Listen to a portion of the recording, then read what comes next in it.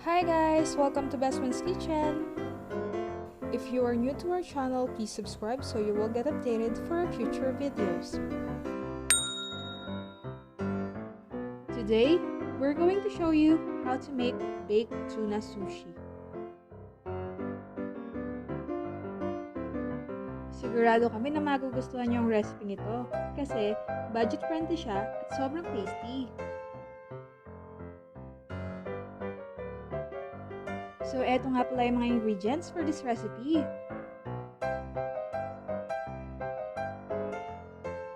Tara, simulan na natin!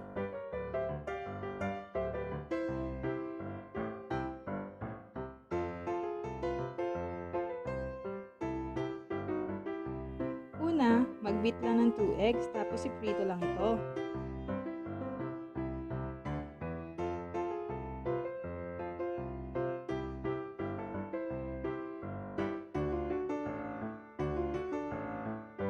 Kapag luto na ang itlog, ikat lang ito into long strips.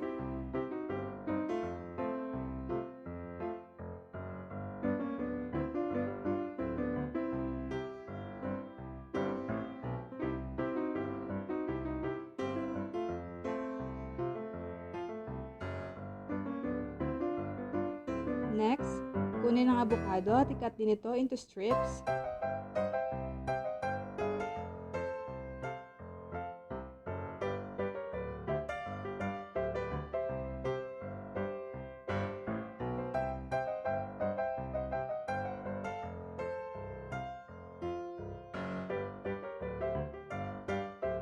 After that, himayin lang natin yung crabsticks into thin strips.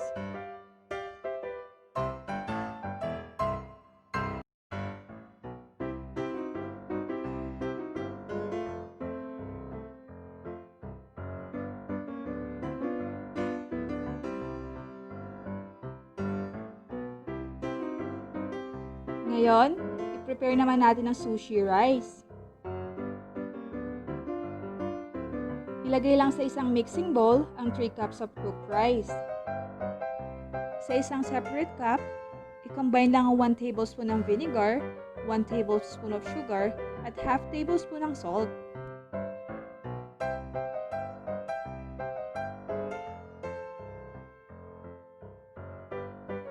Tapos, haluin lang ito hanggang maging well combined.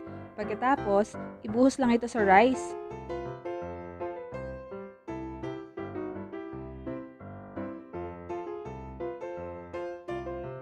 Then, mix it hanggang maging well incorporated.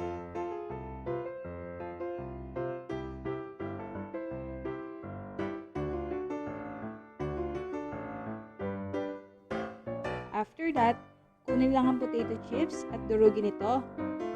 By the way guys, we decided to use potato chips as a substitute for furikake or Japanese rice toppings. Kapag durog na yung chips, ibuhos lang ito over the rice.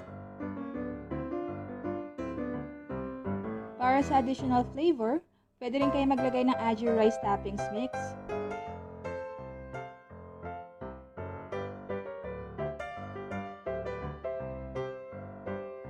Tapos haluin lang ito hanggang maging well incorporated.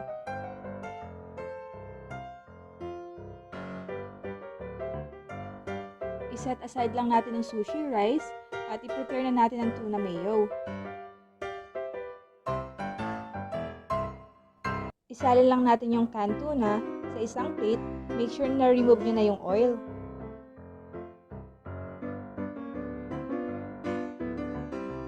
After that, i-add nyo lang yung half cup ng mayonnaise.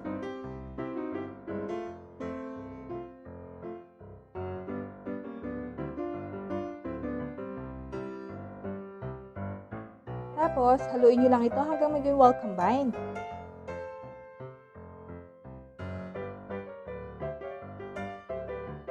By the way guys, if you still haven't subscribed to our channel, please do so. Just click the subscribe button and hit the notification bell. Alright, oras na para i-assemble natin ang sushi. Una, i-divide lang natin ang sushi rice sa 2 aluminum trays.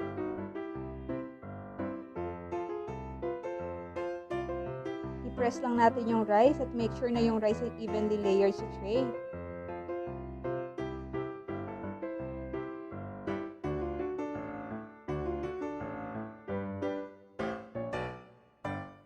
Tapos, i-layer na yung avocado sa top ng rice.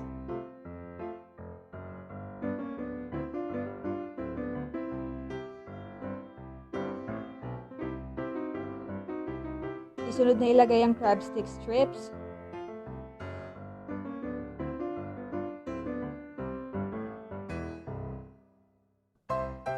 Tapos, ilagay na rin ang egg strips.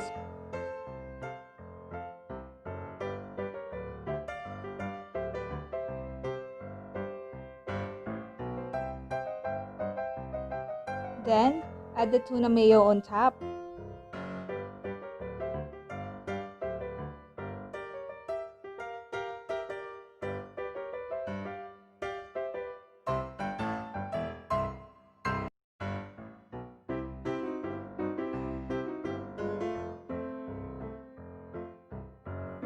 Lastly, add generous amount of cheese.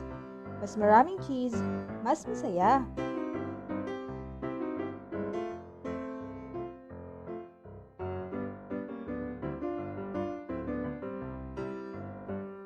Kung may extra nori kayo, pwede rin kayo maglagay nito sa ibabaw.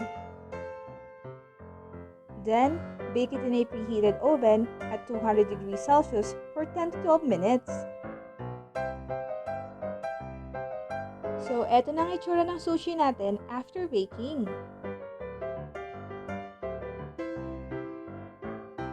Pwede kayo maglagay ng additional Japanese mayo and chips on top and serve it habang mainit pa.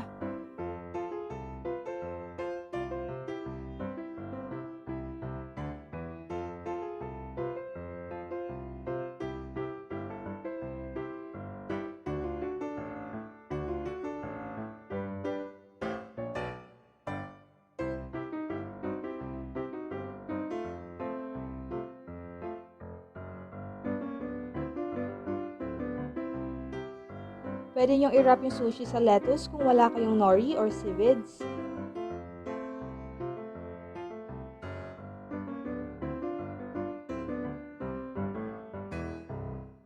We hope that you enjoyed this video and please give us a thumbs up. You can also comment down below if you want to request recipes that we can feature on our next vlogs.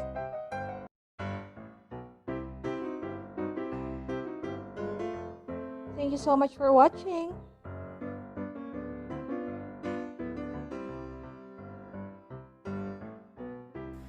Don't forget to subscribe. Bye guys, till our next vlog.